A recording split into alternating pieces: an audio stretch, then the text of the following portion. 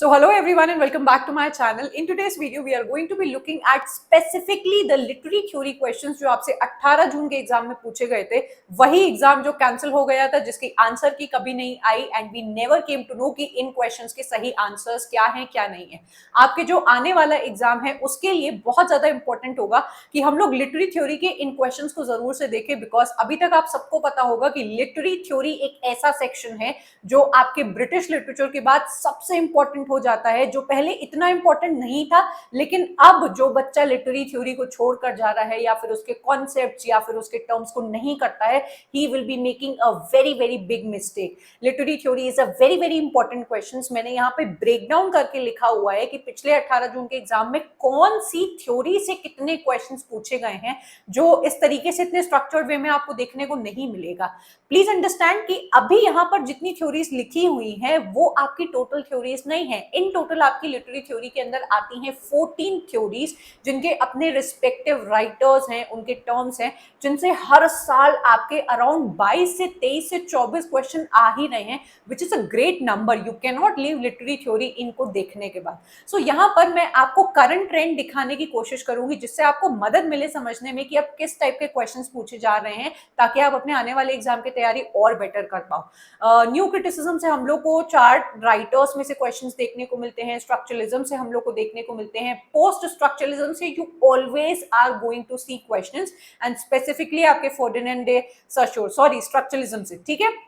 Then post modernism, psychoanalysis theory, feminism से भी हम लोग को इस बार क्वेश्चंस देखने को मिले हैं, queer theory and the number of questions, just look at the number of questions जो पोस्ट कॉलोनियल थ्योरी से आए हैं। नॉट सिर्फ इस 18 जून के एग्जाम में, इससे पिछली बार भी जो एग्जाम हुआ था, new criticism and post colonial theory आपकी मोस्ट इंपॉर्टेंट थ्योरीज बन गई थी, बिकॉज इनसे हम लोग को सबसे ज्यादा क्वेश्चंस देखने को मिले थे। पिछले से पिछले वाले एग्जाम में deconstruction was the theory which was the hero. तो आप अगर एग्जाम को देखते हुए चलेंगे तो आपको पता लगेगा कि कौन सी आपकी थ्योरी से सबसे ज्यादा क्वेश्चंस आते हैं। इन क्वेश्चंस को हम लोग डिस्कस करते हैं, इससे ही साथ जुड़ी हुई काफी सारी चीजों को भी हम लोग डिस्कस करेंगे, जो आने वाले एग्जाम के लिए आपके लिए बहुत ज्यादा इंपॉर्टेंट होगी। स्टार ऑफ 2024 है हमारी ये टेस्ट सीरीज, जो आपके एग्जाम आने से पहले हम लोग जरूर से करते हैं। हर आपके अलग अलग सेक्शन से मैं आपको पीवाईक्यूज कराती हूँ, एंड इस बार आपके कई सारे क्वेश्चंस फंसे थे। अभी भी आपकी पीवाईक्यू सीरीज स्टार्ट होने वाली है फ्री में ऑलरेडी इस चैनल पे। पहले तो आपका काम बनता है कि इन सबको जो ऑलरेडी अवेलेबल है उनको जाके देखो, फिर जो नए वीडियोस आएंगे उनको भी आप अवेल करिएगा। स्टार्ट करेंगे, क्वेश्चंस को देखेंगे। The number 1 question that has been asked is from new criticism. Who among the following was not associated with Cambridge School of Critics? Let me tell you, there are so many videos of mine जो मैंने already इस channel पर बना के रखे हैं, and मैंने उनके थ्रू आपको बताया है कि अब आपके स्कूल एसोसिएशन, यूनिवर्सिटी एसोसिएशन पे वीडियोस पूछे जाते हैं। Cambridge critics, Yale critics, Birmingham school and then आपका फ्रैंकफर्ट स्कूल, ये 4 कुछ ऐसे नाम हैं जिनसे आपको अब क्वेश्चंस रिपीटेडली देखने को मिलेंगे, और ये सभी आपको मेरे इस चैनल पर मिल जाएंगे। So Cambridge critics is one such school जो आपकी न्यू क्रिटिसिज्म थ्योरी से जुड़े हुए हैं। मेरा वो वीडियो देखना अगर आपको डिटेल में बिल्कुल कॉन्सेप्चुअल क्लैरिटी चाहिए, कुछ बचेगा नहीं उस वीडियो को देखने के बाद, इतनी क्लैरिटी में आपको समझाया है। वो वीडियो देख लोगे, ये क्वेश्चन किसी के लिए भी बनाना आसान हो जाएगा।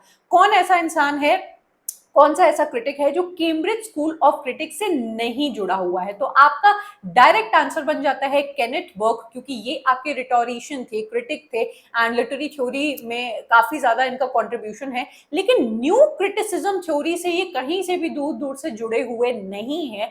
तो आपके कैम्ब्रिज क्रिटिक्स, जो कैम्ब्रिज स्कूल ऑफ क्रिटिक्स जो फेमस थे न्यू क्रिटिकल थ्योरी को फेमस करने के लिए, वो ही आपके कैम्ब्रिज क्रिटिक्स का पार्ट बन जाते हैं। F.R. Lewis and Q.D. Lewis, we have William Empson, we also have I.A. Richards। तो ये आपके कुछ इंपॉर्टेंट राइटर्स हैं जो आपके इससे जुड़े हुए हैं कैम्ब्रिज क्रिटिक्स से। आपको ये लिस्ट अपने पास जरूर से मेंटेन करके रखनी चाहिए। F.R. Lewis की वाइफ है आपकी Q.D. Lewis, इन दोनों ने साथ में मिलकर स्क्रूटनी नाम का एक पब्लिकेशन पब्लिश किया था, जिसके अंदर ये ब्लूम्सबरी ग्रुप की बड़ी जम के बुराइयां करते हैं, और ये जो लड़ाइयां हैं हमारे लिटरेचर में चलती रहती है, ठीक है।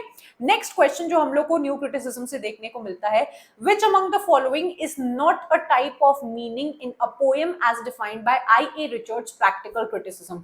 I.A. Richards is a very very important writer from the point of view of your new criticism।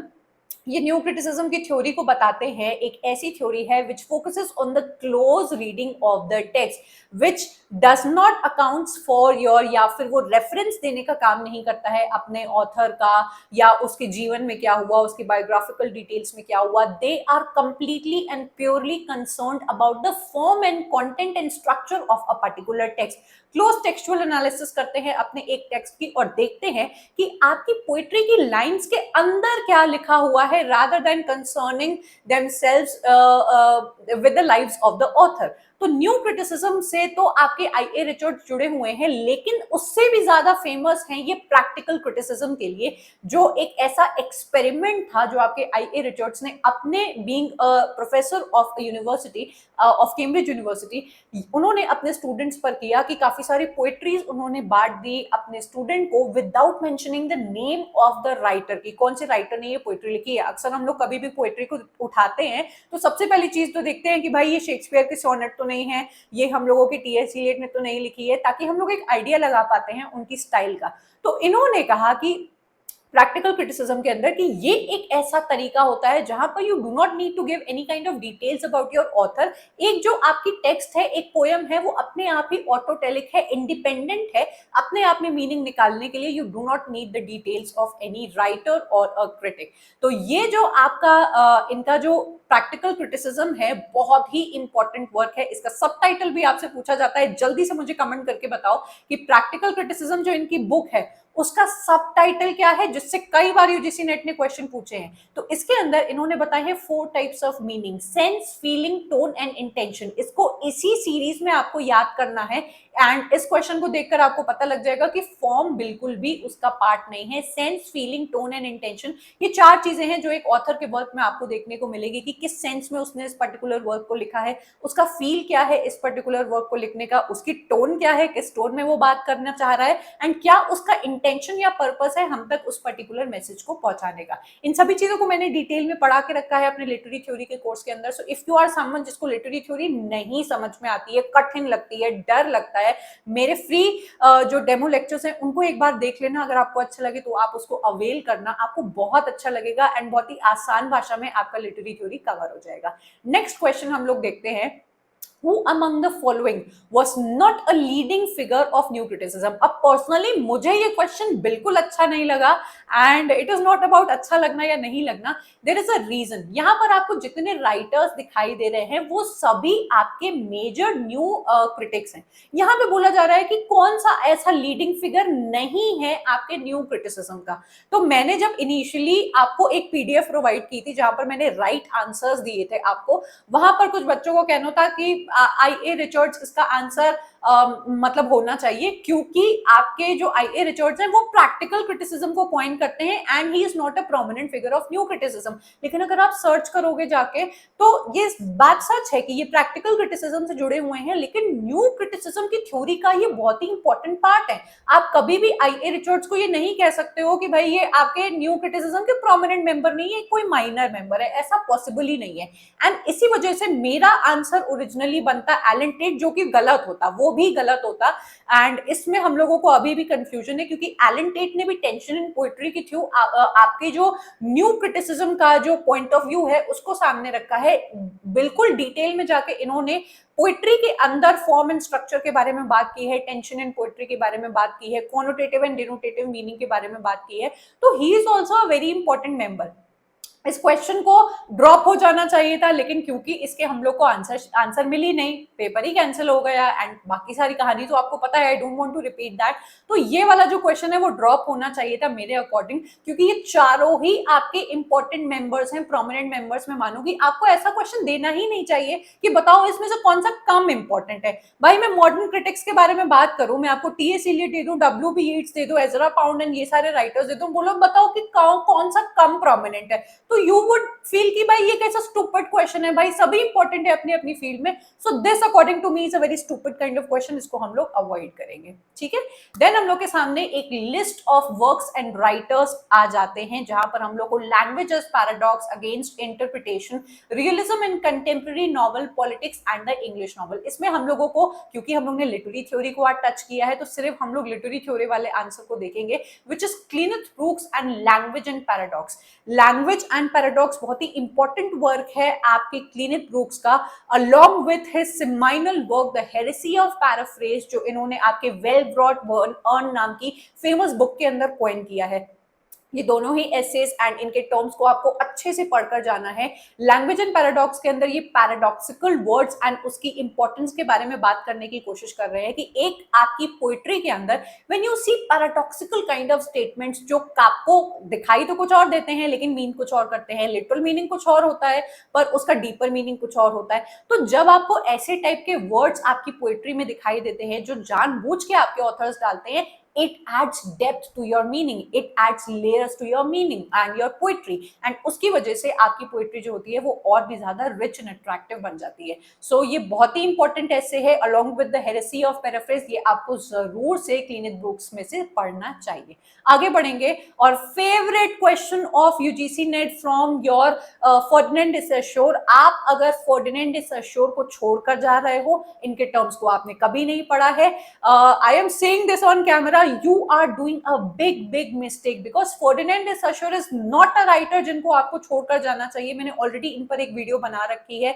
इनके कई सारे टर्म्स हैं जो आपको पता होने चाहिए। आप मुझे कमेंट भी करोगे तो I will make the videos, इनके बारे में सर्च करो, इनके बारे में पढ़ाई करो। फर्डिनेंड de Saussure का लैंग एंड पैरोल आपके फिंगर टिप्स पे होना चाहिए कि आपको नींद में भी पता हो कि ये कॉन्सेप्ट आपसे क्या कहने की कोशिश कर रहा है। मैं बहुत ही सिंपल भाषा में आपको बता रही हूँ कि आप जब भी किसी भी भाषा से जुड़े होते हैं, किसी सिस्टम से जुड़े होते हैं, तो उसको सीखने के लिए आपको पहले उसकी ग्रामर, उसके रूल्स, उसके कन्वेंशन सीखने पड़ते हैं। आपको स्कूटी सीखनी है तो उसके भी अपने कुछ तरीके होते हैं कि भाई ये क्लच होता है, उसमें ब्रेक होता है, ये इसका तरीका होता है, इंडिकेटर यहाँ से मारना होता है। आपको कुछ रूल सीखने पड़ते हैं। आपको इंग्लिश भाषा जब सीखनी थी हमारे स्कूल्स में तो कैसे हम लोगों को ग्रामर, टेंसेस सिखाया गई, प्रोनाउन सिखाया गया, नाउन सिखाया गया, ये उस भाषा की, उस सिस्टम के कुछ रूल्स थे जो हमें सिखाए गए। जब भी हम लोग किसी भी पर्टिकुलर भाषा या सिस्टम के रूल्स के बारे में बात करते हैं तो वो आपका लैंग में चला जाता है। उन रूल्स का इस्तेमाल करके जब हम लोग एक्चुअल अपनी सिचुएशन में उसका यूज करते हैं, actual usage of the speech या actual usages of any kind of your rules और ग्रामर और जो भी आपने सीखा है उसको हम लोग पैरोल बोलते हैं। It is as simple as a very बहुत ही सिंपल ये कॉन्सेप्ट है जो आपको भूलना नहीं चाहिए। लैंग का मतलब होता है सिस्टम ऑफ रूल्स एंड आपका पैरोल का मतलब होता है उसी रूल्स का इस्तेमाल करके आपकी actual usage in an actual situation, उसको हम लोग पैरोल बोलते हैं। तो आपको यहाँ पे जो आपका आंसर दिखाई देगा कि langue is the internal structure of a language, not language itself. हम लोग जब बात करते हैं इंग्लिश लैंग्वेज की, जब हम लोग टेंस सीख रहे हैं, जब हम लोग प्रोनाउन सीख रहे हैं, हम लोग क्लॉजेस सीख रहे हैं, वो आपकी इंटरनल स्ट्रक्चर है, वो रूल्स है उस भाषा की कि if you want to speak in English, you cannot just start quoting the rules in a particular sentence। मतलब right now when I am talking to you, तो मैं आपके सामने tenses quote नहीं कर रही हूँ, मैं आपके सामने phrasal verbs quote नहीं कर रही हूँ। I am using actual uses कि मैंने समझ लिया कि रूल्स क्या है, अब मैं उसको एक्चुअली में कैसे इस्तेमाल कर रही हूँ वो पैरोल के अंदर आएगा। Parole is the event of the language. इस पर्टिकुलर आपके क्वेश्चंस के इतने सारे वेरिएशंस हैं, लैंग एंड पैरोल के इतने सारे क्वेश्चंस आपके बने हैं that you do not want to miss out on this particular term. Next हम लोग का question again Ferdinand de Saussure से आया है, जहां पर आपको काफी सारी डेफिनेशंस दे रखी हैं एंड आपको इन सारी डेफिनेशंस को पढ़ के बताना है कि कौन सी इसमें से सही बैठ रही है। सही वाली आई हैव ऑलरेडी मार्क, जिसको आप लोग पढ़ सकते हो, मैं इसको आपके सामने एक्सप्लेन भी करूंगी। ये फर्डिनेंड de Saussure का बहुत ही इंपॉर्टेंट टर्म है, सिंक्रनी एंड डाइक्रनी। भाषा चाहे कोई भी हो, जैसे मैं हिंदी भाषा का यूज कर रही हूँ, if I happen to use English language और मैं किसी भी थर्ड लैंग्वेज का इस्तेमाल करती हूँ तो उसमें सिंक्रोनस लैंग्वेज एंड डाइक्रोनस लैंग्वेज दोनों इन्वॉल्व होती है। सिंक्रोनस लैंग्वेज का मतलब होता है किसी भी एक पर्टिकुलर टाइम पे जब आप किसी भाषा के बारे में बात करते हो, जैसे कि अगर मैं सिंक्रोनी के बारे में बात करूं तो मैं देखूंगी कि आजकल के जो जेनजी लोग हैं अजीब ही भाषा का यूज करते हैं। वो ओके को भैया मैसेज में लिखेंगे के, एंड इफ यू नो। मुझे किसी यंग इंसान से मैं बात कर रही थी एंड उन्होंने ये लिखा, मेरे सर के ऊपर से निकल गया because I am not a Gen Z person and मुझे इसको सर्च करना पड़ा, ठीक है। एंड बहुत सारे ऐसे वर्डिंग्स होती हैं जो मुझे नहीं समझ में आती हैं। कभी कभी आप लोग भी कमेंट करते हो तो मुझे उसमें से बहुत सारी चीजें नहीं समझ में आती है। तो किसी भी भाषा का करंट पर्टिकुलर जो आपका ट्रेंड चल रहा है, उस भाषा को अब एज पर्टिकुलर टाइम पे, स्पेसिफिक टाइम पे कैसा यूज किया जा रहा है, उसको हम लोग सिंक्रोनस लैंग्वेज बोलते हैं या सिंक्रोनी बोलते हैं। डायक्रनी का मतलब होता है जब आप किसी भी भाषा को ओवर द टाइम उसने किस किस तरीके से इवॉल्व किया है, कैसे चेंज किया है, एक किसी वर्ड का क्या मीनिंग चेंज हो गया है, ओवर द टाइम जब आप किसी भाषा की पूरी हिस्ट्री देखने की कोशिश करते हो, उसको हम लोग बोलते हैं डायक्रनी। जैसे कि आपकी ओल्ड इंग्लिश लैंग्वेज स्टार्ट होती है, जैसे हम लोग एंग्लो सैक्सन एज में पढ़ते हैं कि भैया आपके ईस्ट मिडलैंड डायलेक्ट का इस्तेमाल किया जाता था, फिर इंग्लिश ने धीरे धीरे आपके काफी सारे वर्जन्स का इस्तेमाल किया। अब जो आपकी करंट लैंग्वेज है इंग्लिश लैंग्वेज, वो बिल्कुल अलग है in comparison to your old English language. तो जब मैं देख पा रही हूँ कि अगर मैं इंग्लिश भाषा के बारे में बात करूं तो पहले वो कुछ और थी, अब वो कुछ और है, तो इसको हम लोग बोलते हैं over the time seeing of a particular language, जिसको हम लोग डायक्रनी बोलते हैं। यही चीज यहाँ पर लिखी हुई है, बस कठिन शब्द बनाकर आपको कंफ्यूज किया है। Synchronic study pertains to study of language at a specific historical time। अगर आप मेरे कीवर्ड्स को अपने नोट्स में लिखते हो तो आपके लिए क्वेश्चंस करना बहुत आसान हो जाएगा। मैंने अपने कोर्स में बच्चों को स्पेसिफिकली क्वेश्चंस कराए हैं एक एक, और कीवर्ड्स दिए हैं कि भैया अपने नोट्स में ये कीवर्ड लिख लो, अगले क्वेश्चन जो आपके बनते हैं वो उनकी चुटकियों में बनते हैं। एंड ट्रस्ट मी, अगर आप क्वेश्चंस को इतनी डिटेल में नहीं कर रहे हो तो भूल जाओगे, आपका नेट क्लियर होने वाला है, because no teacher is coming over air and going to tell you the reality. वो बस कहेंगे कि कंटेंट पढ़ लो, आंखें बंद कर लो, बिल्कुल क्वेश्चंस प्रैक्टिस करने पे कोई फोकस ही नहीं करता है, या फिर इस तरीके से आपको इतने बड़े बड़े क्वेश्चन तो इंटरनेट पे मैंने किसी को नहीं देखा है कराते हुए, छोटे छोटे क्वेश्चंस करा के आपको खुश करके चले जाएंगे। अगर आप ऐसे क्वेश्चंस नहीं करा रहे हो, यू आर मतलब अपने ही पैर पे आप कुल्हाड़ी मार रहे हो, तो ऐसा काम मत करना। डेली क्वेश्चंस लगाओ, क्वेश्चंस ना समझ में आए टेलीग्राम पर सेंड करो, मैं उसके मीनिंग बच्चों को बताती हूँ, मैं आपका पूरी तरीके से मतलब सपोर्ट करती हूँ, साथ देती हूँ, मुझसे जितना बन पड़ता है। तो ऐसे क्वेश्चंस आपको लगाने हैं। इल्यूजन की दुनिया में मत रहना कि भैया छोटे छोटे क्वेश्चंस आएंगे और हमारा पेपर क्रैक हो जाएगा, तो ये अब ऐसा नहीं हो रहा है, ठीक है। डायक्रनी का मतलब होता है कि जब आप किसी लैंग्वेज को over the period of time देखने की कोशिश कर रहे हो, ठीक है। मेरी बातें अगर ब्लंट लगे तो ये समझना कि भैया ये एक ऐसा इंसान है जो हमें सच बताने की कोशिश कर रहा है।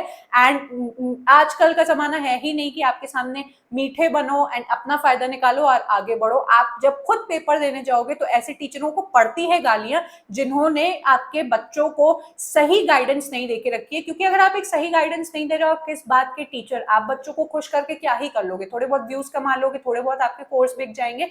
जब बच्चे को सच्चाई पता लगती है ना, तो वो बच्चे पूरी दुनिया घूम के हमारे पास आते हैं एंड कहते हैं कि हम लोग ने अपने थाउजेंड्स ऑफ मनी स्पेंड करके वेस्ट किया है एंड हम लोगों को ऐसा कंटेंट कहीं नहीं मिला। So trust me when I से दिस कि आपको जो मैं पढ़ा रही हूँ वो बहुत ही ज्यादा अपना एफर्ट्स लगा के सच्ची चीज पढ़ा रही हूँ, इसको फॉलो करोगे तो आपका फायदा होना ही होना है। And of course this videos are for free, I am not taking anything from you. तो अगर आपको कोई सही गाइडेंस मिल रही है तो प्लीज उसको फॉलो जरूर करो, अवॉइड मत करना, ठीक है। यहाँ पर हम लोग के सामने क्वेश्चन आ जाता है, these types of questions are very very important. Literary theory का मतलब आपको ऐसा क्वेश्चन देखने को मिलेगा ही मिलेगा। 3 टाइप के क्वेश्चन लिटरेरी थ्योरी से तो बिल्कुल आने ही आने हैं। मैच द फॉलोइंग क्वेश्चन, जहां पे 4 टर्म्स दे दिए जाएंगे, 4 राइटर्स दे दिए जाएंगे, you will have to find out कि भैया ये मैंने जो टर्म पढ़ा है वो कौन से राइटर को बिलोंग करता है। दूसरा क्वेश्चन, क्रोनोलॉजी बेस्ड क्वेश्चंस तो आपके लिटरेरी थ्योरी से बहुत ज्यादा पूछे जा रहे हैं, तो सिर्फ और सिर्फ आपको राइटर्स के टर्म्स नहीं याद करने हैं, उनके जो एसेज हैं एंड उनके जो वर्क्स हैं मेजर उनकी डेट भी याद करनी है। देन आपके लंबे वाले क्वेश्चंस जहां पे कॉन्सेप्चुअल क्लैरिटी आपसे पूछी जाती है, बिकॉज पूरे सिलेबस में मैंने ये देखा कि जो डिफिकल्ट क्वेश्चंस होते हैं वो आपके स्पेसिफिकली ज्यादातर बनते हैं लिटरेरी थ्योरी से। एंड अगर आपने एक बार थ्योरी समझ ली, आपका वो क्वेश्चन तुरंत बन जाएगा, दूसरा बच्चा सर्क हो जाता रह जाएगा, ठीक है। तो यहाँ पर आपके सामने जो आपको क्वेश्चन दिखाई दे रहा है उसमें जो कोरा है वो आपके जूलिया क्रिस्टीवा का टर्म है। देन आपके कार्निवल एस्क्यू या कार्निवलाइजेशन मिकाइल बख्तिन का टर्म है। कॉन्ट्रापंटल रीडिंग आप सभी को पता होना चाहिए, एडवर्ड साइड हमारे पोस्ट कॉलोनियल लिटरेचर के अंदर आता है। मैंने एक पूरी वीडियो बनाकर रखी है इस चैनल के ऊपर कि कॉन्ट्रापंटल रीडिंग क्या है, उसको आप जरूर से जाके पढ़े। देन एक्रेचर फेमिनिन आपकी हेलेन सिक्सस का वर्क है, जिनका फेलोगोसेंट्रिसिज्म भी एक टर्म है। तो आगे ये क्वेश्चन क्वेश्चन आने वाला है कंफ्यूज करने के लिए, जरूर से अभी इस पे ध्यान देना। अगला क्वेश्चन अगेन हम लोग को यूनिवर्सिटी या फिर स्कूल एसोसिएशन से देखने को मिलता है, who among the following was not associated with Yale school. मैंने ऑलरेडी इस पे वीडियो बना के रखा है, जाकर देखो please, do not sleep on it कि अरे कोई बात नहीं आज आया है तो फिर नहीं आएगा।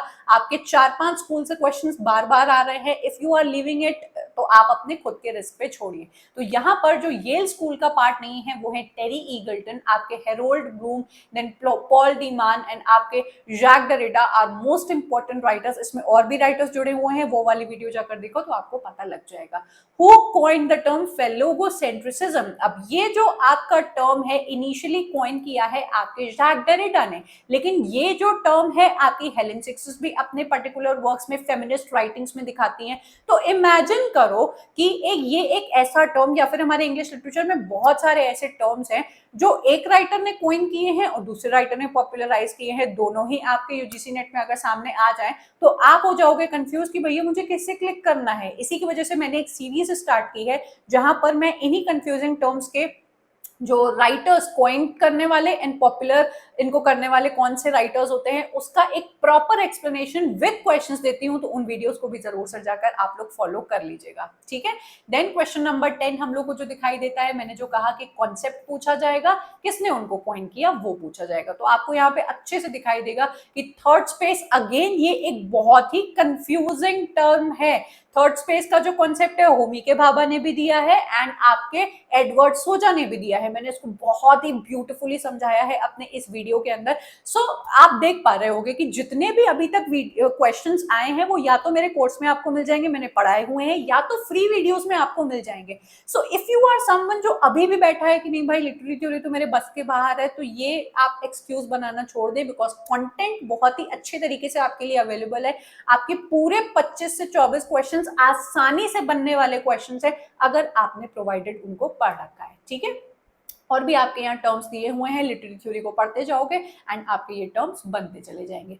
Chronologically arrange the following text in order of publication. मैंने क्या कहा था कि आपके टर्म्स वाले क्वेश्चन आते हैं, देन आपके पब्लिकेशन वाले क्वेश्चन जरूर से अब पूछे जा रहे हैं। आपको यहाँ पे जितने भी टेक्स्ट दिखाई दे रहे हैं फेमिनिस्ट टेक्स्ट हैं, आपके बेटी फ्रेडन का the feminine mystique, Simone de Beauvoir का the second sex, very very important essays, Virginia Woolf, a room of one's own, Germaine Greer's the female eunuch, Adrienne Rich of women's वॉन, very very important section. मैंने पूरी feminist literary theory के अंदर कितने waves आए हैं, कितने types के आपके फेमिनिज्म होते हैं, हर राइटर का हर कॉइन किया टर्म एंड उनसे कौन कौन से आपके एसेस जुड़े हुए हैं with chronology and with questions करा के रखे हैं। सो प्लीज प्लीज अगर आपने इनको नहीं पढ़ा है, अगर आप चाहते हो कि नहीं मैं खुद से पढ़ लूं, तो आप इन सभी जो एसेस हैं उनको आप सर्च मारिए एंड उसको पढ़ना स्टार्ट कर दीजिए, विच इज ओके। आप पेड कोर्स में पढ़ना चाहते हो which is already ready for you, तो वहां पर भी जाकर आप पढ़ सकते हो, ठीक है।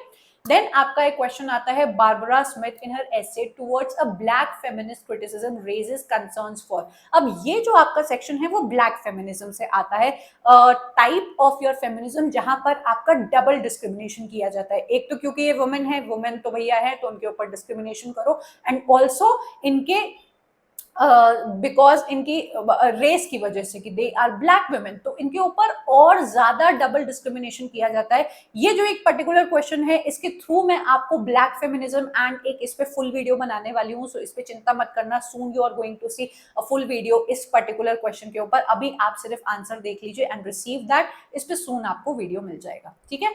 Who among the following African writers observe that O my body make me always a man who questions.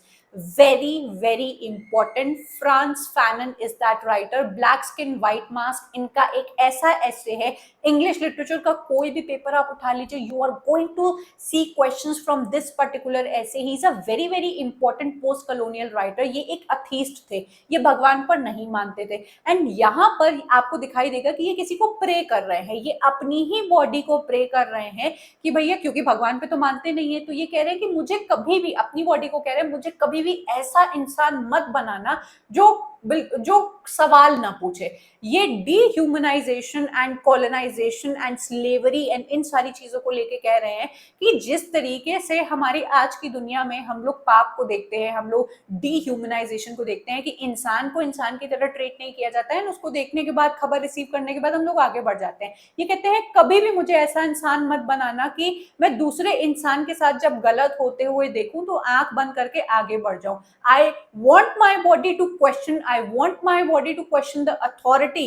मैं क्वेश्चन पूछना चाहता हूं एंड उस चीज को ठीक करना चाहता हूं। ये एक ऐसा ऐसे है जो आपको नहीं छोड़ना चाहिए, फ्रॉम फ्रांस फैनन। ठीक है, arrange the following works. Post colonial theory बहुत इंपॉर्टेंट है, मैं फिर कह रही हूं कि उसको बिल्कुल छोड़ के मत जाना अगर आपने अभी तक नहीं पढ़ा है। आपको लग रहा है पूरा लिटरेरी थ्योरी तो नहीं पढ़ा, कौन सी ऐसी थ्योरीज है जो मैं पढ़ूं, तो इस वीडियो को देखने के बाद आपको क्लैरिटी मिलेगी कि मैम ने जितने अभी वीडियोस सॉरी लिटरेरी थ्योरी हम लोग को पढ़ाई, अगर हम लोग उतनी भी पढ़ लेते हैं एग्जाम से पहले तो भी आपका भला होने वाला है। Arrange the following works in order of their order of publication. Again आपसे पब्लिकेशन पूछे हैं, यहां पर जितने ऐसे लिखे हैं वो by summary, by name and by the writers. अगर आपको नहीं पता है, कंसिडर योरसेल्फ अनफॉर्चुनेट, क्योंकि पोस्ट कॉलोनियल लिटरेचर के ये मोस्ट इंपॉर्टेंट एसेज हैं।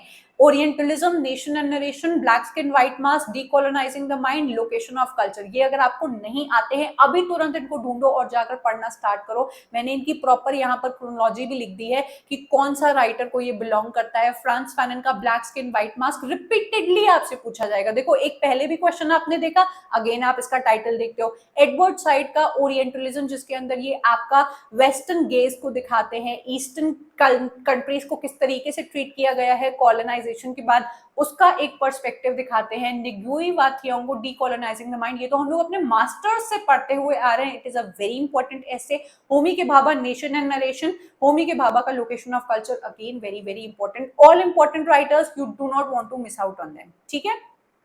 15th question, in 1985 essay Three Women's Text and a Critique of Imperialism, Gayatri Spivak shows development of white liberal feminist subject, which are the text referred to in the title of the essay। आपकी Gayatri Chakravorty Spivak is a very very important post colonial writer. इन्होंने आपकी British literature में से कौन सी ऐसी 3 writers के works को उठाया है जिसको ये एनालाइज करती हैं और कहती हैं कि इन पर्टिकुलर वर्क्स के अंदर आपको इंपीरियलिज्म का क्रिटिक देखने को मिल जाएगा, कि इंपीरियलिज्म को आपके ब्रिटिश राइटर्स ने कॉलोनाइजेशन को बहुत ज्यादा ग्लोरीफाई किया था कि हाँ सही तो है, इलिटरेट लोगों को पढ़ाया जा रहा है, इन इलिटरेट लोगों को इतनी सारी चीजें दी जा रही हैं, तो ये सही तो है।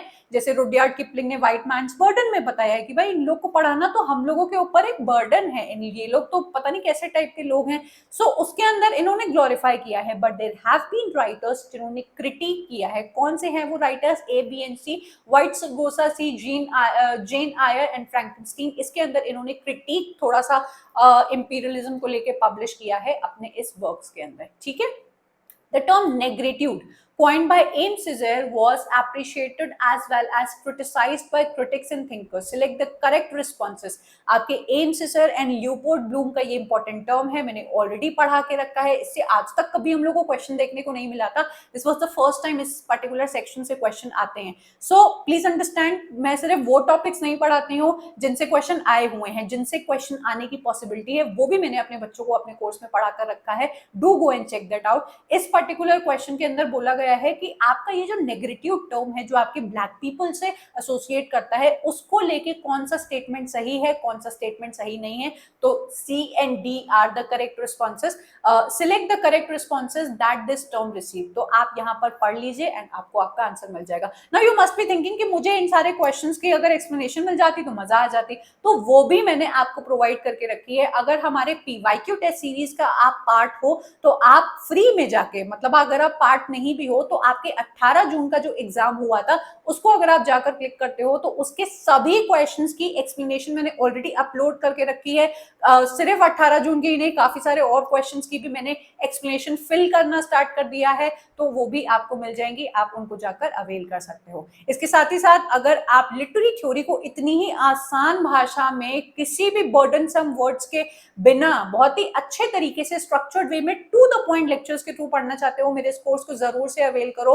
आज तक किसी भी बच्चे ने इसका कोई भी नेगेटिव रिस्पॉन्स नहीं दिया है। Each and every student feel happy and they are positive after receiving this particular course. आप अगर हमें इस पर्टिकुलर नंबर पर मैसेज करते हो, व्हाट्सएप करते हो, तो we will send you all the free demo lectures जो आपके लिए अवेलेबल हैं। उनको आप देखिए, अपने आप को सेटिस्फाई करिए, पहले इस्तेमाल करो फिर विश्वास करो। आप उनको देखिए क्या पैटर्न है पढ़ाई करने का, मैं किस तरीके से पढ़ाती हूँ, फ्री लेक्चर से अपने आप को सेटिस्फाई करो, अच्छा लगे तभी आप इस कोर्स का पार्ट बनिए। अपार्ट फ्रॉम दैट क्वेश्चंस आपको लगाने हैं, there is no escape and there is no other way कि आप क्वेश्चंस को नहीं लगाएंगे एंड आप क्वेश्चंस को एंड के लिए छोड़ देंगे। क्वेश्चंस आपको लगाने हैं, पीवाईक्यू टेस्ट सीरीज जरूर से आप अवेल करिएगा। इसमें आपको both year wise and section wise question segregated देखने को मिल जाएंगे। ये एक ऐसा यूनिक फीचर है जो आपको मिलेगा नहीं, जहां पर टॉपिक वाइज आप सिलेक्ट कर सकते हो कि भाई मुझे सिर्फ पोस्ट कॉलोनियल लिटरेचर के क्वेश्चंस लगाने हैं, वो आपको मिल जाएगा। मुझे सिर्फ लिटरेरी क्रिटिसिज्म के क्वेश्चंस लगाने हैं, वो आपको मिल जाएगा। सो आपके हाथ में कंट्रोल आ जाता है जो आपको टारगेटेड स्टडी करने में मदद करेगा। इसके अलावा मेरे यूट्यूब तो आपके लिए बिल्कुल ओपन है,